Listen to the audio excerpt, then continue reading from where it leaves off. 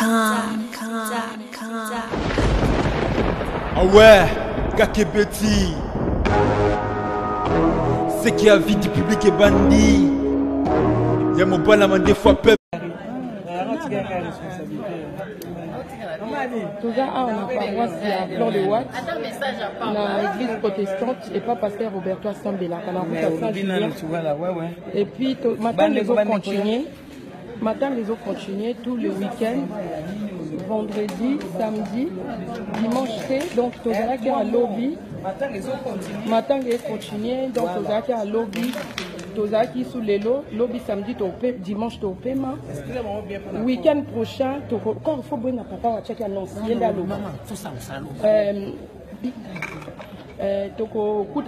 week-end prochain, vendredi, na samedi. Si dans le 1er septembre, on est au salle les points. Tozo benga papa, on a sali compte rendu pour la famille, pour la formation. Pour l'accord, boyeba, boyoka yoka libanda te toze la mutu azali chargé en peu sa information. Aloba pour na toyeba. Ano c'est sandeni. Maman Rite toujours mutazana kaye. Donc maman Rite toujours azo continuer kaye parce que mbongo tozana encore a besoin. Balobi compte o efungwa maki e kangami. Maman Rite, loba pour la compte, pour la compte, en tout cas, moi, il a appelé ça, on se le raconte ce qu'ils ont. Exact. Donc, pourquoi bateau sur place pour nous cotiser? Sur place ou bien bateau a évoqué, après vous contactez, tout le monde a évoqué, après c'est bon comme ça, bengi, na bon pour tellement ma camboya. Moi, tout font la compte sur ça. Moi, on fait la compte, monsieur exact. Donc, cotisation, ils ont continué toujours directement par Maman Rite. Soro za musika. Oluki mutumoko ayebi Maman Rite ou bien koko mema cotisation na yo po eya na Genève. Donc bakoki ko mema toujours. Et puis papa koko yebi sabiso pour na résumé ya corps, enfin information officielle. Oh lobaki tout à l'heure parce que baninga msusu bakoye bate vidéo mtoko qui est plus loin. Il y a moi to sali moi vidéo parce que yo apporte parole yo mtoza na information officielle so koko ebisa biso information à ce niveau ezandeni ndengo ebisi biso na poko lelo. Toute information faut ya ko zongo awa tozana ba responsable awa au bazali en contact na dispositif au ezali en place tozali awa tozana tataleki tozana famille mobimbe ezali awa na baleki na ba cousin ba yaya na bana oyo tout va dans la besoin d'information faut s'adresser na famille oyo ezali awa pour ça la attention na bilobela na Kinshasa il faut faire très attention puisqu'il y a tout le monde qui raconte n'importe quoi. Nous ne voulons même pas faire allusion à ce qu'ils ont dit. Nous vous disons tout simplement que le dispositif qui est en place à Kinshasa fonctionne comme il faut. Donc ceux qui ont besoin d'informations, ils n'ont qu'à venir ici le vendredi et le samedi pour être informés. La source sûre, c'est ici chez le pasteur Roberto. Voilà tout ce que je peux vous dire au nom de la famille. Merci beaucoup. Merci Mingi. Merci maman. Nakanti boyoki kaka ndengi kuluta butiko loba ezali kambo oyo tozoloba likambo ya liwa ya Neli ekwelaka mutu moko te. Toyeba yango ekwelaka mi akile tu. Likambo liwa mutu o akoyiko loba o ngai ekozwa ngai te. Tozo senga na bino. Totika koyoka oyo balobi boye boye tolobaki ke soki tozo senga to na posa ba cotisation na bino. Mongo oyo bino bokopesa bokomona bako remercier batu monde entier likambo eza pona unité ezala yo za na Londres ezala za na Allemagne ezala na Bruxelles ezala na France partout pa ibozali en tout cas toza na besoin na aide na bino surtout biso bata Suisse tozo senga bino Maman Neli akufi libota mobimba o nyos to senga ka libota bino nyos tunengo zali wana bozali bota ya Maman Neli lisalisi ya ko tosunga endi kutana yo kopesa kore ekoya po ete tosunga bana botika koyoka te matanga ezali na tozaka na matanga tokati te bande ko na ngai boya ebele ndenge ba tozo sangana awa boya po bato musu bazo kanisa matanga esilite mama Nelly corps pour le moment ezana maboko ya autorité bazo landela yango boyebi bien na ba pesi famille boyebi tozana poto wato bindenge makambo elekaka kuna pe bazo sala la même chose soki ba pesi boko mona bino moko yanga to sengi na bino ko ya na bino to cotisation na bino yanga na ekosala et permettre corps et ya paiboy.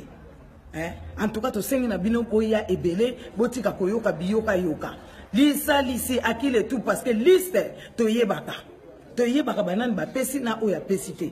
Pour lobby ya biso to yebite. Lobby ya biso to yebite lisa lisi na bino et ça très important. Tala maman Nelly kufi likamutozo lobla yango yango tozo ba surtout ba mama ya Suisse, ba mama ya France, ba mama ya Belgique, ba mama Allemagne akile tout.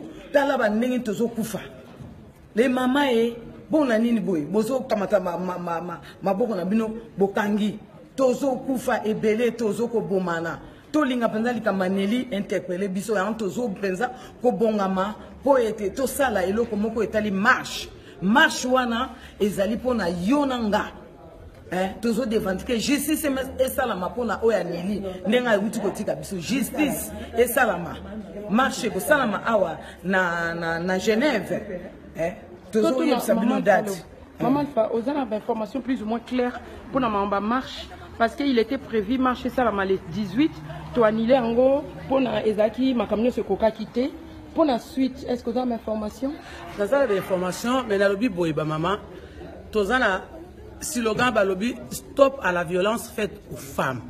S'il vous plaît, marche Kozala le 8 septembre. Le 8 septembre, to bengi ba maman nyon somo kilimo bimba on en a marre. Babo mabiso na Kivu. Mi belle yango sous biso moko babo mabiso. Tolembi stop à la violence faite aux femmes. Venez nombreux boya ebele le 8 septembre. Ah on a Genève, to repé sabino suite. Merci. Ingeta. Oui, faut le bas. Maman à Genève. Maman à Genève. Surtout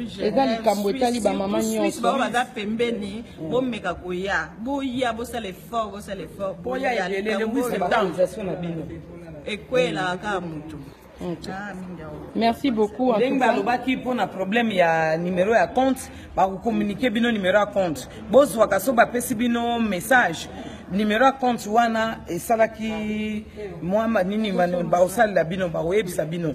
Donc ndenge zali wana boya kaka kotia ba cotisation na bino makamuni so ndenge balobi awa.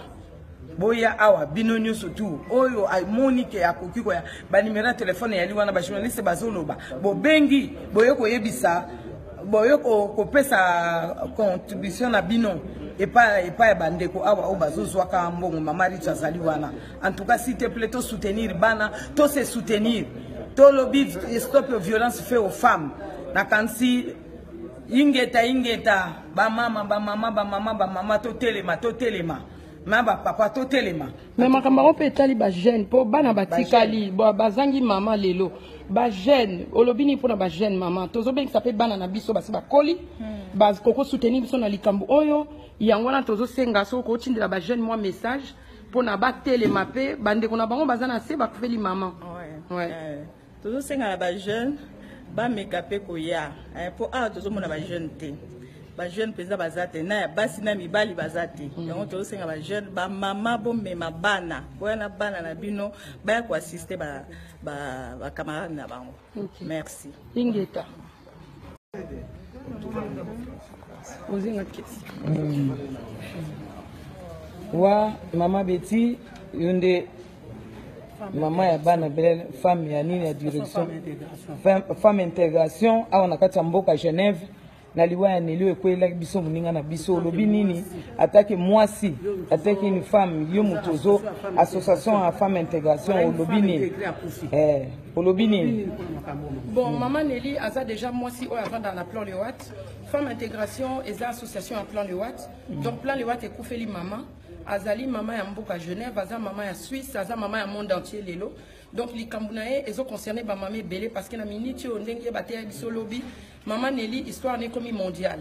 économie mondiale, ba maman et belé baza ko se sentir concerné, bazali na ba résonance makasi na likambo e ko elibiso na mboka Genève.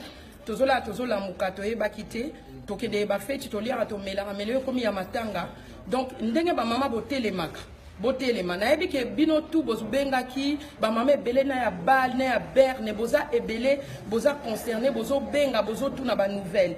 Merci na bino o pe botinda ba cotisation na bino mais ba musupe batindi na ba cotisation te likambo toza nango toujours eza financier likambo toza nango eza munene parce que exigence to senga qui correzonga ezo senga dépense moko bakunda ebembe mutu monte.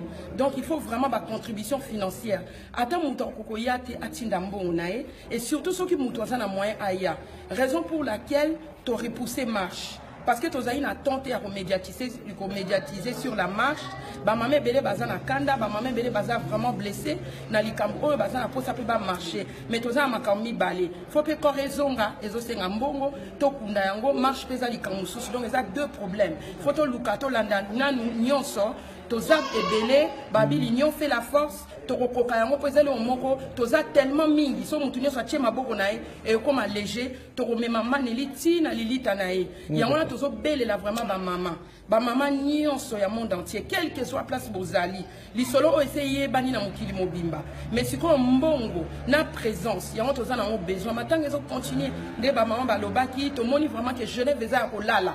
En tout cas, Genève eza kolala batu bazoya mingité ba jeune vraiment ba parti bo fondo bo telema ba kalume bo telema to na besoin ba jeune ingeta pona ba jeune bilenge mibali na basi to na posa na bino awa parce que bino boza relève à lobby bana o batikali mona maman il a liboso ça na 30 ans aza déjà majeur mais aza muninga na bino donc ndenge za ona to za na bana o batikali ba orphelin baza na maman te bo se sentir touché comme les mamans sont touchées. Sentez-vous touché, venez manifester votre solidarité parce qu'on a besoin de voir aussi la jeunesse suisse, la jeunesse de la France voisine. Tozana posa na minoto mona. Ceux qui vont mater à ba maman bater à bino ekota akabo ya tole la maman neli azam maman na bino bande ko na bino batika na se. Tozana besoin vendredi prochain. Tant to koya na matanga, tout le monde appelle jeunesse ya Suisse. Batu bo uta musika boya, ba jeune boya, bande ko na nota ba mon appelle ba jeune ba telemi et ko za réconfort pour na bango. En tout cas, message aux adressé pour na ba jeune. Semaine prochaine, tu as vraiment présence, il y a des jeunes et Zalana Bisso à rapport à lobby, plairez avec ceux qui plairent et réjouissez-vous avec ceux qui se réjouissent. Donc pour la marche, police a fait cette autorisation en Dimi, à lobby que le 8 septembre, tu as marcher parce que la date où c'est qui possible était. Il y a un tu continuer la démarche, tu as informé Bino, flyer et Bima, tu as représenté Bino comité organisateur, il y a marche. Tous on a besoin d'organiser des slogans parce que tu crois que ça la désordre marche c'est le mot public tu crois que des cas ngulu tu que na ville à Genève tu que tambola photo ba ndengeni tu tambola ba slogan ni tu tia banani ba ozaba représentant médias ni tu travailler nango donc c'est toute une organisation donc il y a un comité qui travaille pour que marche pacifique na hommage il y a maman Nelly Salapamba et Salama en à Genève restez branchés. Ba chroniqueur na biso Suisse bazate leo na poko lelo ya on to se débrouiller biso moto ça la vidéo oyo to continuer aux oiseaux réunion na bango pour t'informer bino na boss Ingeta c'est bon merci beaucoup oui moi j'ai la clé si